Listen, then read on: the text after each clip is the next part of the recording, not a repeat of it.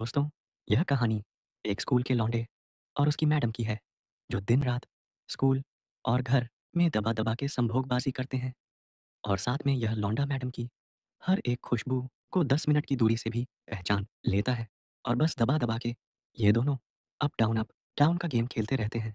तो चलिए देखते हैं, जब यह बात मैडम के पति को पता चलेगी, तो क्या होगा?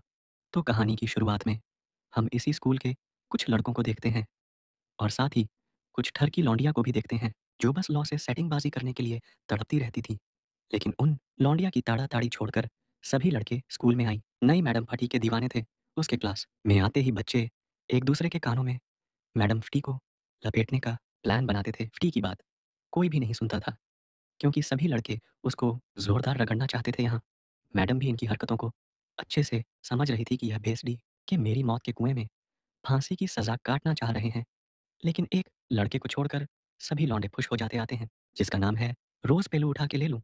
ये साड़ा फटी को ऐसे ताड़ होता है कि क्या बताऊँ, और साथ ही एक कागज़ पर मैडम के बारे में एक से एक साड़ियाँ लिख-लिख के पूरी क्लास में बाँटता है। लेकिन मैडम तो एक ही झटके में पहचान जाती हैं कि ये सभी लड़के कुछ तो गड़बड़ करने में लगे हैं, और मैडम रोज़ पेलू उठा के ले लूँ को पकड़ लेती है और क्लास के एंड में उससे पूछती हैं कि तुम ये सब मेरे बारे में सोचते हो?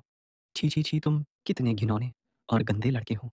अब यह सब सुनकर रोज़ पहलू उठा के लेलू की नज़रें मैडम से नहीं मिल पाती, तो मैडम सज़ा के तौर पर उसे पूरी क्लास साफ करने की सज़ा देती है।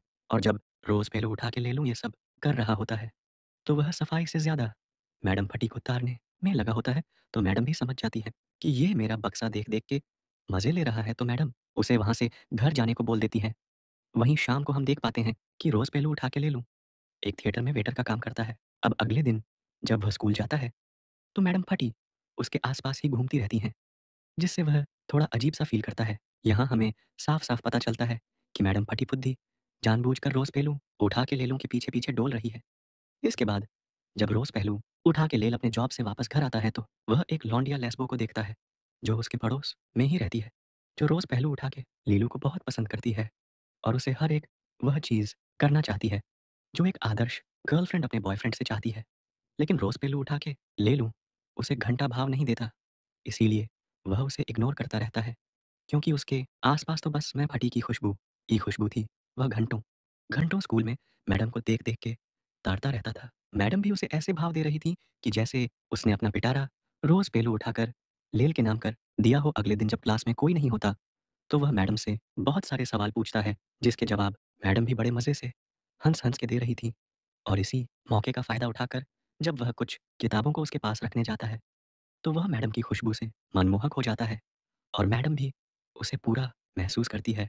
इन दोनों के दिल और दिमाग में बहुत कुछ चल रहा था। इस सीन के बाद से वो दोनों एक-दूसरे की खुशबू को सूँ-सूँ कर ताड़ा-ताड़ी करते रहते थे स्कूल में, प्लेग्राउंड में, और कभी-कभी तो रोज़ पेलो उठा के ले लूँ मैडम के घर भी उसे ताड़ना चला जाता था। अब मैडम फटी भी पूरी तरह से समझ जाती है कि यह मेरे मौत के कुएँ से खेलना चाह रहा है, इसीलिए वह भी इसकी तरफ खींचती जा रही थी। अगले दिन जब स्कूल में फटी कुछ सामान ऊपर ले जा रही थी, तो उनके पीछे रोज़ पेलू उठा के लेल भी जाने लगता है। जब मैडम उसे अपने पीछे देखती है, तो वो उसे कुछ नहीं बोलती, बोलती भी कैसे? प्यास तो मैडम को भी लगी थी धीरे-धीरे। ये दोनों ऊपर चलते चले जाते हैं और जब रोज़ पेलू उठा के ले लूफ़टी-पुद्दी से मिलने ही वाला था, कि तभी वहाँ कुछ टीचर आ जाते हैं, जिससे इनकी आशिकीबाज़ी यहीं पर ख़त्म हो जाती है। अब मैडम के भाव देने से रोज़ पेलू उठा के ले लूँ, पागल-सा हो जाता है वो मैडम की हर एक चीज़ को छूने-चूमने, सूंघने लगता है। मैडम भी उसे पूरा भाव यानी मुस्कुरा-मुस्कुरा के यह कह रही हो, "आओ बाबू, धुम्मा उठा दो, अब धीरे-धीरे पहलू।" वो मैडम का इतना दीवाना हो जाता है कि मैडम जहाँ-जहाँ जिस चेयर पर बैठती थी, वहाँ-वहाँ रोज़ पहलू उठा के ले उन कुर्सियों को संगता रहता था। अब यह साड़ा कौन-सी महक सूँघ रहा है और इसे क्या मज़ा आ रहा है, ये तो इसे ही पता होगा। एक दिन उसे यह सब करते उसके दोस्त भी देख लेते हैं, तो वो उससे पूछते हैं कि, "भेसी के ये क्या कर रहा है?" तो रोज़ पेलू उठा के ले लूँ कुछ बहाना बनाकर बातों को घुमा देता है। एक दिन जब जंग में सभी प्लेन उड़ने के लिए रेडी हो रहे थे, तो सभी स्कूल के लड़के बाहर आ जाते हैं और इसी मौके का फ़ायदा उठाकर रोज़ लू उठा के ले लूँ सीधा अपनी साइकिल लेकर मैडम पट्टी के घर निकल जाता है। अब अंदर जाने में उसकी फट के चेस्टर्ड हो रखी थी कि क्या होगा? अब मैडम गेट खोलेगी या लात मारकर मुझे भगा देगी? पर मैडम जैसे ही गेट खोलती है, वो पूरी मनमोहक हो जाती है, क्योंकि आज बैल खुद चलते-चलते उसे सींग मारने आया है। अब मैडम ज़रा-सी भी देरी नहीं करती और उसे अंदर बुला लेती हैं और फिर दोनों वो सब करते हैं जो यह काफ़ी दिनों से चाह रहे थे, यानी कि मौत के कुएँ का प्यासा गेम। इसके बाद ये दोनों बहुत फ्रैंक हो जाते हैं और बहुत सारी बातें करते हैं। यहाँ फटी रोज़ पहलू उठा के लेल से ये भी कहती है कि तू मेरे घर रोज़ मत आइयो, क्योंकि मैं शादीशुदा औरत हूँ। मेरा पति किसी भी टाइम यहाँ पर आ जाता है, इसीलिए तू तभी आई हो जब मैं तुझे बुलाऊँ। यहाँ रोज़ पहलू उठा के ले। लू को मैडम की बातों से कोई दिक्कत नहीं होती। उसे तो बस मैडम का बब्बू घोसा का तरबूज बनाना था। अब यह सिलसिला गचागच गचागच चालू रहता है, लेकिन एक दिन मैडम से गलती हो जाती है। वो लेल को बुला तो लेती है, लेकिन कुछ ही देर बाद उसका पति फ्रैंक के घर पर आ जाता है और वो लीलू को देख लेता है, पर वो उसे कुछ नहीं कहता।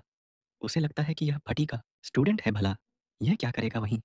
मैडम को लगता है कि फ्रैंक को सब कुछ पता चल गया है, लेकिन ऐसा कुछ नहीं होता, जिससे मैडम और सटप बावड़ी हो जाती है। क्योंकि जब एक बार मौत के कुएं में आग लग जाती है, तो अच्छे अच्छे धरे के धरे रह जाते हैं। अब जब भी इन दोनों को मौका मिलता, तो यह रगड़ा रगड़े कि कोई कसर नहीं छोड़ते और धीरे धीरे और करीब आते चले जाते हैं। क्लास के टाइम यह बस मुस्कुरा के एक दूसरे को इशारे करते रहते हैं, लेकिन इन्हें क्या पता था कि आगे अब क्या कांड होने वाला है। अब रोज पहलू उठा के ले लूं मैडम का इतना दीवाना हो रखा था कि इसे अब अकेले नींद भी नहीं आती थी, तो इसीलिए वो सीधा फटी के घर चला जाता है, क्योंकि उसे लगता है कि आज फ्रैंक घर पर नहीं होगा। लेकिन वह उस रात घर पर ही होता है और उसे देख लेता है। पर रोज पहलू उठा के ले लूं कि किस्मत अच्छी होती है कि फ्रैंक नींद में होता है, इसीलिए वो उसे नहीं देख पाता और इसी मौके का फायदा उठाकर वह वहां से भाग जाता है।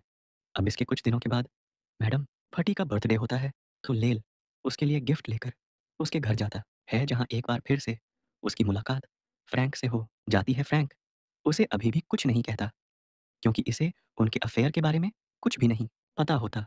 लेकिन यहाँ यह दोनों एक दूसरे से बातें करना शुरू कर देते हैं, जिससे इनकी दोस्ती अच्छी होने लगती है। ऐसे ही एक दिन जब फ्रैंक घर पर आता है, तो उसे फिर से रोज पेल उठा के लेल घर पर ही मिलता है। वो दोनों फिर से बातें करते हैं। यहाँ लीलू को लगता है कि फ्रैंक एक अच्छा इंसान है उसकी अपनी बीवी से इसलिए नहीं बनती होगी क्योंकि वह शराब पीता है, इसीलिए वह हमेशा उससे दूर रहती है। ऐसे ही एक दिन जब रोज पहलू उठा के लीलू मैडम के घर शर्टलेस होता है, तो तभी वहां पर फ्रैंक भी आ जाता है, जिसे देखकर रोज पहलू उठा के लीलू की फट जाती है। तो फ्रैंक कहता है, घबरा मत बेटे, मुझे तेरे और अपनी लुगाई के अफेयर के बारे में पता है। जब लेल इस पर उसे सफाई देने की कोशिश करता है, तो फ्रैंक उसे सफाई देने से मना कर देता है और अपनी बीती कहानी को बताने लगता है कि कैसे वह शादीशुदा होने के बाद भी किसी दूसरी लड़कियों के साथ सोता था और मज़े करता था। जब यह बात मैडम फ़्टी को पता चली, तब से लेकर अब तक वो मुझसे सीधे मुँह बात नहीं करती और उस दिन से लेकर आज तक मैंने उसे कभी भी ना तो रोका और ना ही टोका। एक रात लेस्बो, जो रोज़ पेलू उठा के लल्लू को बहुत प्यार करती है, वो उसे एक रूम में ले जाती है और तुरंत सरपट निवश धड़ंग हो जाती है। लेकिन इसके बावजूद भी रोज़ पेलू उठा कि ले लू उसे घंटा भाव नहीं देता, क्योंकि ये बस मैडम पर ही फिदा था। तो लेस्बो रोकर वहाँ से भाग जाती है। अब एक रात लिलू फ्रैंक से मिलता है, जो अब दबा-दबा के दारू पी रहा था, क्योंकि उसका बिज़नेस अमेरिका में होने वाले दंगों के कारण पूरी तरह से ठप हो गया था। तो लेल उसे समझाता है कि तुम कोई और काम कर लो, लेकिन यह दारूबाज़ मत करो, ये तुम्हारा जीवन खत्म कर देगी। और ये सारी बात दूर खड़ी मैडम भी सुन रही थी, जो उसकी बातों से बहुत खुश होती है और उसे अपने पास बुलाती है। अब ये सब देखकर रोज़ बेल उठा के लीलू सोच में पड़ जाता है। वह सोचता है कि मैं कहीं फ्रैंक को धोखा तो नहीं दे रहा, क्यों? क्योंकि उसकी फ्रैंक के साथ एक अच्छी दोस्ती हो गई थी। इसीलिए वह मैडम के पास नहीं जाता और अपने घर चला जाता है, जिससे मैडम गुस्सा हो जाती है। अगले दिन स्कूल में भी रोज़ पेलू उठा के लिल मैडम से ज़्यादा बात नहीं करता और यह बात मैडम को मन ही मन खा रही थी। वो बहुत कोशिश करती है कि लीलू इसके करीब आ जाए, लेकिन लीलू ऐसा नहीं करता। वो वहाँ से सीधा घर चला जाता है। वहीं मैडम फ्री का मौत का कुआं पानी मांग रहा था, वो पूरी तरह बावली हो जाती है और फैसला करती है कि वो रोज पहलू उठा के लीलू से मिलने थिएटर में जाएगी, जहां वह काम करता है और उनकी मुलाकात भी होती है। लेकिन अब पहले जैसा कुछ नहीं होता।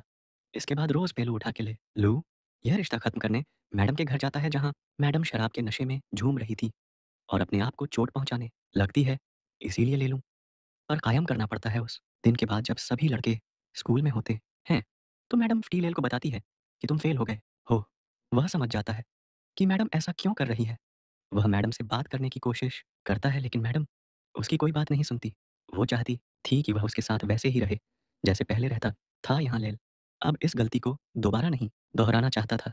इस वजह से रोज़ पेलू उठा के ले लू पूरी तरह से टूट जाता है।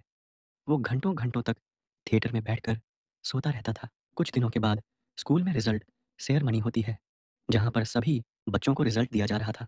और जब रोज़ पेलू उठा के लेलू की बारी आती है, तो वह सभी के सामने मैडम को अपना बुर्ज खलीफा दिखा देता है, जिससे मैडम बहुत शर्मिंदा हो जाती है और बिना रिजल्ट लिए वह वहाँ से चला जाता है।